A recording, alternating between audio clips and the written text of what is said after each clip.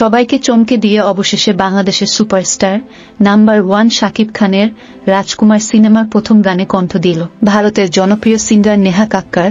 বিস্তারিত জানতে অবশ্যই ভিডিওটি না টেনে শেষ পর্যন্ত দেখবেন। সম্প্রতি নেট দুনিয়ায় ভাইরাল হয় সুপারস্টার শাকিব খানের রাজকুমার সিনেমার শুটিং এর কিছু স্থির চিত্র।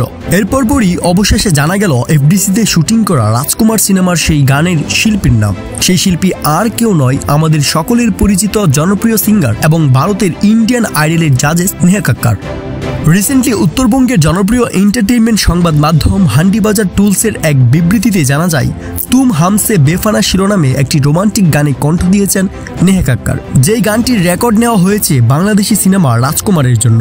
যদিও সেই বিবৃতিতে স্পষ্টভাবে শাকিব খানের নাম উল্লেখ করা হয়নি, তবে এটা বোঝাই যাচ্ছে যে সুপারস্টার শাকিব খানের রাজকুমার সিনেমার গানগুলোতে দারুণ কিছু থাকবে। তাহলে প্রিয় দর্শক, ভিডিও ভালো লাগলে অবশ্যই চ্যানেল সাবস্ক্রাইব করে রাখবেন। ধন্যবাদ।